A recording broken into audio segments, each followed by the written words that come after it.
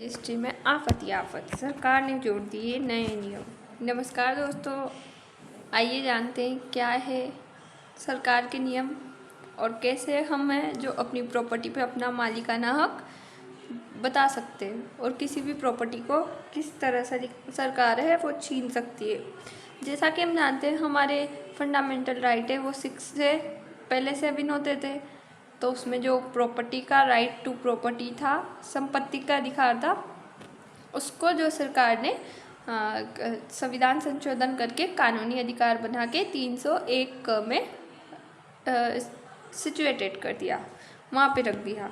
उसके बाद हम जानते हैं हाल ही में हमारे पास एक खबर आई थी, सिर्फ रजिस्ट्री से नहीं बनते मालिक छीन सकती है संपत्ति। सुप्रीम कोर्ट ने बताया प्रॉपर्टी का असली मालिक कौन है। हाल ही तक जो भी चल रहा था कि प्रॉपर्टी का मालिक जो था वो चल रहा था, अब जो है नया नियम निकला है कि कौन प्रॉपर्टी का असली कानून है। इस चीज़ को हमें अच्छे से समझना होगा और अपनी संपत्ति को है वो सिक्योर करना होगा। अपन को ये सब जानने का अधिकार है। एक नॉर्मल अगर अपन सिटीज़न है तो उसके लिए भी अपन को जानने की ज़रूरत है ये सब। तो आइए जानते हैं आज हम इसे डिटेल में।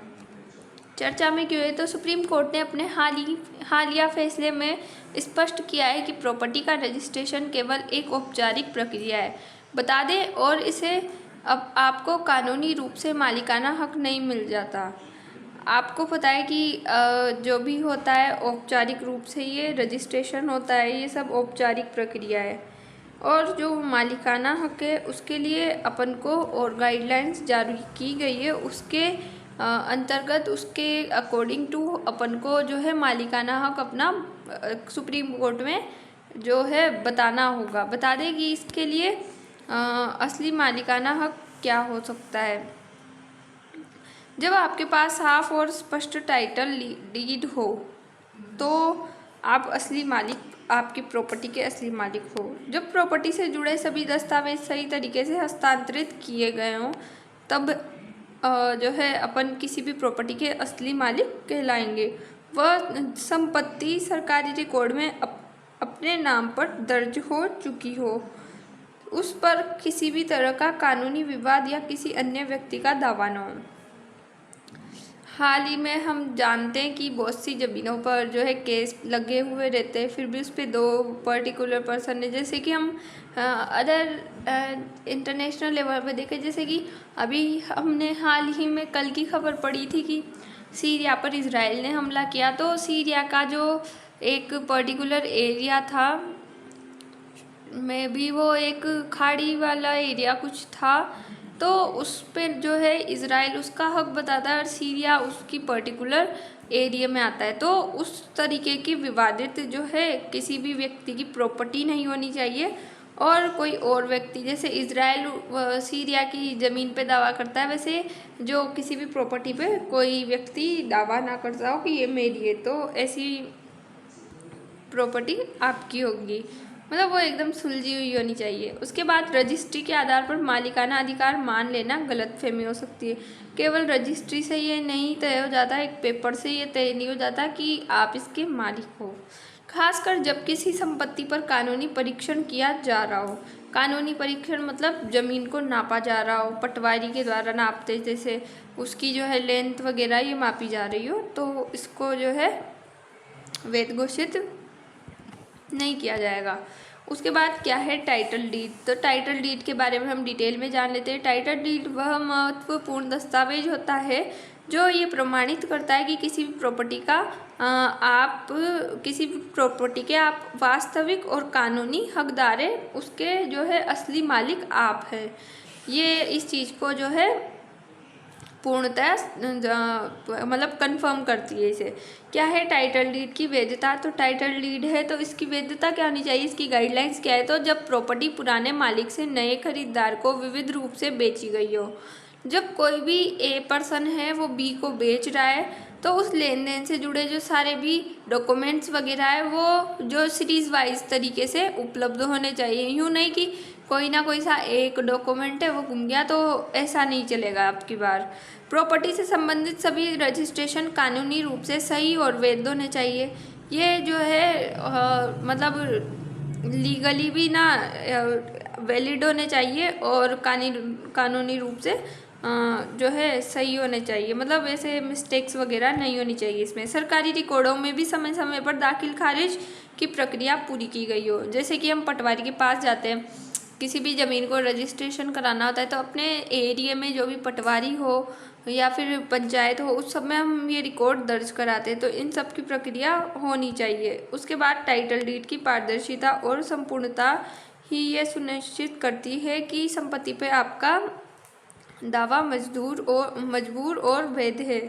मतलब टाइटल डीड एक ऐसी ट्रांसपेरेंट है कि ये एकदम टोटली सुनिश्चित यही करती है कि आपकी ज़मीन है उसके असली दावेदार है या नहीं है, क्योंकि आजकल फ्रॉड के केस बहुत सारे हो रहे हैं। तो इन सबको मद्देनज़र में रखते हुए सुप्रीम कोर्ट ने ये फैसला किया है कि ये सब गाइडलाइंस जो है एक प्रॉपर्टी के मालिक के पास होनी चाहिए और वो उसको इसकी अहर्ताओं को पूरा कर रहा हो तो उसको जो है असली मालिक हम बोल सकते हैं।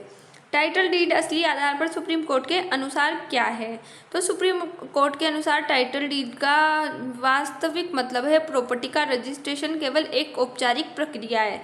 इसे ओनली फॉर एक फिजिकल फॉर्म में, जैसे अपन कुछ भी वर्क करते तो वो एकदम फिजिकल जो है मतलब साइकिल है एकदम, इसे कोई भी कर सकता है, क्योंकि आजकल तो बहुत सारी टेक्नोलॉजी है, फ्रॉड के केस होते हैं।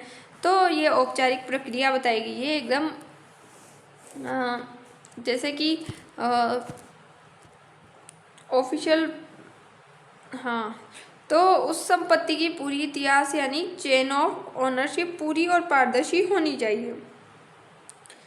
जो संपत्ति है उसकी हिस्ट्री में, मतलब जांच से भी वो जो प्रॉपर्टी है वो हमने खरीदी है तो उसकी पूरी चेन होनी चाहिए हमारे पास। किसने खरीदी?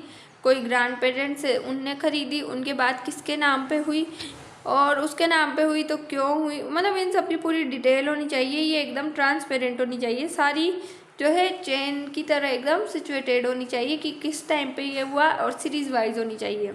टाइटल डीड का सुप्रीम कोर्ट के अनुसार यही है असली मतलब। टाइटल डीड की वैधता के लिए यह जरूरी है कि प्रॉपर्टी के सभी पिछले सौदों के कागजात आपके पास प्रॉपर्टी के मालिक के पास मौजूद हो। सेल डीड की पूरी चेन उपलब्ध हो, जहाँ से आपने ज़मीन खरीदी है वहाँ से लेके वर्तमान तक आपके पास उसकी डॉक्यूमेंट्स और जो चेन है वो उपलब्ध हो। सरकारी रिकॉर्ड में दाखिल खारिज आपके नाम पर किया गया हो।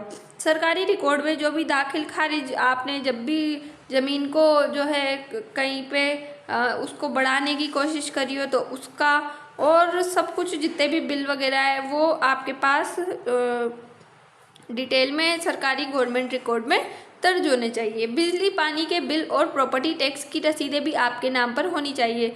ऐसा नहीं कि आप प्रॉपर्टी के मालिक आप हो और ये बिल, बिजली के बिल, पानी के बिल और प्रॉपर्टी टैक्स की रसीदें किसी और के नाम पे कट रही है, तो ये भी वैध नहीं मानी जाएगी। इसकी वैधता की जो टाइटल डीड है इसके लिए ये ज़रूरी नहीं है। इसके लिए यही ज़रूरी है कि सब कुछ आपके नाम पे होना चाहिए। भारत में प्रॉपर्टी का मालिकाना हक। भारत में प्रॉपर्टी का मालिकाना हक हम पहले से ही जानते हैं। भारत में पितृसत्तात्मक जो है प्रॉपर्टी का वो चल रहा है, तो ये लैंगिक असमानता को भी दर्शाता है। हालांकि मुस्लिम लोगों में ऐसा नहीं होता, औरत को जो बहन होती है वो हक मांग लेती है, पर हिंदुओं में ऐसा होता है कि बहन हक मांगेगी तो वो क्या है, भाई के घर किस मुंह से जाएगी, ऐसे वाला रहता है। तो इसका भारत में प्रॉपर्टी का थोड़ा चलता रहता है। तो अपने उस संपत्ति को वैध और कानूनी तरीके से प्राप्त किया है, मतलब आपने आपकी जो भी प्रॉपर्टी है उसको कोई गैर कानूनी तरीके से जो प्राप्त नहीं किया होना चाहिए, और संपत्ति है उसकी वैधता होनी चाहिए कि आपने किस टाइम पे वो खरीदी है और आपने उसे कानून के मद्देनजर में रख के खरीदी है या नहीं खरीदी, ये मैटर करता है। प्रॉपर्टी का विवरण सरकारी दस्तावेजों रिकॉर्डों में आपके नाम पे दर्ज होना चाहिए। गवर्नमेंट डॉक्यूमेंट से उसमें भी आपके नाम पे दर्ज होना चाहिए। ये भी सुनिश्चित होना चाहिए कि उस संपत्ति पर किसी अन्य व्यक्ति का दावा न हो। अगर आपकी जो प्रॉपर्टी है उस पर कोई और या आपका भाई है तो वो दावा ना करे कि ये प्रॉपर्टी मेरी है, इसने जो है मुझसे छीन ली, ऐसे वाला नहीं होना चाहिए। उसके बाद नहीं कोई कानूनी विवाद लंबित हो। किसी प्रॉपर्टी पे कानूनी विवाद अक्सर लंबित होते हैं, क्योंकि भारत में जो है रूरल बैकग्राउंड के लोग होते हैं, वो किसी भी चीज़ को हड़पने पे, इन पे थोड़ा उनमें नॉलेज की कमी होती है, तो ये ऐसे के काम करते हैं। किसी की भी जो है खेत होगा तो उसको हड़पने का काम करेंगे, तो इनके ऊपर केस चले होते हैं, तो विवादित लंबित नहीं होनी चाहिए, ये पेंडिंग पे नहीं होनी। बैंक और नगर निगम भी मांगते हैं साफ दस्तावेज। अब जो गाइडलाइंस है उनके अकॉर्डिंग टू बैंक और नगर निगम, जैसे कि ये है, ये भी डॉक्यूमेंट्स को मांगते हैं। किसी बैंक से लोन लेना चाहते हैं, यदि आप किसी जो है संपत्ति के मालिक हैं और आप किसी बैंक से लोन लेना चाहते हैं या अपनी ज़मीन पर निर्माण कार्य करवाने की जो है योजना बना रहे हैं, तो आपको संबंधित संपत्ति से जुड़े सभी कानूनी दस्तावेजों की आवश्यकता होगी। आपको उसके सारे डॉक्यूमेंट्स वहाँ पे लगाने होंगे। बैंक आपसे साफ और विवाद रहित टाइटल डीड की मांग करेगा, ताकि ये सुनिश्चित किया जा सके कि प्रॉपर्टी पर आपका वैध मालिकाना हक है। वहीं नगरपालिका या नगर निगम निर्माण की अनुमति देने से पहले म्यूटेशन, दाखिल खारिज, मतलब किसी भी जो है दस्तावेज को आपने उसमें जो है दाखिल खारिज किया या नहीं किया, उसकी जांच करेगा। इसके अलावा बिजली और पानी जैसी आवश्यक सुविधाओं का कनेक्शन भी तभी मिल सकेगा जब संपत्ति सरकारी रिकॉर्ड में आपके नाम से दर्ज हो। ऐसे नहीं कि किसी से भी थोड़ा अपन कुछ भी करवा के अपना एक्सक्यूजेज लगा लगू के तो वैसे नहीं चलेगा आपकी बात। आवश्यक मुख्य दस्तावेज, जैसा कि हम जानते हैं कि सेल डीड और उसकी पूरी चेन होनी चाहिए, जहाँ से उसका इतिहास है, जहाँ से जो प्रॉपर्टी आपके नाम पे हुई है तब से लेके आपके मतलब जब से आपके पूर्वजों के नाम थी तब से लेके आपके नाम हुई है और वर्तमान तक आप कुछ निर्माण कार्य कराए हुए तब तक आपके पास उसकी पूरी जानकारी होनी चाहिए। जो म्यूटेशन है उसके प्रमाण पत्र होने चाहिए कि आपने किसी चीज़ में जो है संशोधन कराया, जैसे कि आपकी प्रॉपर्टी के आपने किसी और के नाम कराई या फिर उसमें जो है थोड़ी एरिया को बढ़ा लिया, तो वो सब आपके पास उसके प्रमाण पत्र होने चाहिए। प्रॉपर्टी टैक्स की रसीदें भी आपके पास अवेलेबल होना चाहिए। बिजली पानी के बिल भी अवेलेबल होना चाहिए और विरासत में मिली संपत्ति के लिए उत्तराधिकारी प्रमाण पत्र होना चाहिए कि हाँ असली इस प्रॉपर्टी का असली उत्तराधिकारी मैं ही हूँ। क्योंकि बहुत से क्या होते हैं किसी भी एक फैमिली में कोई अगर कुछ प्रॉब्लम्स होती है तो उसमें कोई और तीसरा दखल अंदाजी करके वो प्रॉपर्टी अपने नाम करवा लेता है, हड़प लेता है। तो ऐसी सिचुएशन ना बने तो इसके लिए ये सब गाइडलाइंस जारी की गई है। विरासत में मिली संपत्ति का भी ध्यान रखें।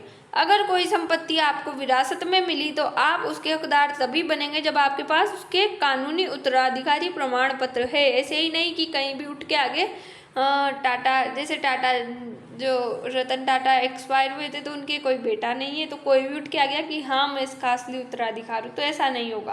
पहले उसके लिए आपको जो है उसका प्रमाण पत्र देना पड़ेगा। इसके बिना आप भविष्य में प्रॉपर्टी पर हक साबित नहीं कर पाएंगे। आपके पास इसका प्रमाण पत्र होना अब आवश्यक हो गया है। क्या करना चाहिए हर प्रॉपर्टी मालिक को? आपने प्रॉपर्टी दस्तावेजों को सुरक्षित रखें, अपने प्रॉपर्टी दस्तावेजों को सुरक्षित रखें। दाखिल खारिज की प्रक्रिया समय समय पर पूरी करते रहें। उसे जो है उसमें मतलब चेंजेस करवाते रहें, उसको रिप्लेस करवाते रहें। सभी पुराने सौदों की कॉपी रखें। ऐसा नहीं कि किसी एक की खो दें, तो इससे भी गड़बड़ हो सकती है। बिजली पानी और टैक्स का रिकॉर्ड भी नियमित रूप से अपने पास रखें। विरासत संबंधी संपत्तियों के कागजात भी समय रहते बनवा लेने चाहिए, वरना आगे चलकर आपको समस्या होगी। तो आज के लिए इतना ही। मिलते हैं अपनी नेक्स्ट वीडियो में ऐसी इम्पोर्टेंट न्यूज़ के साथ। जब तक के लिए थैंक यू सो मच।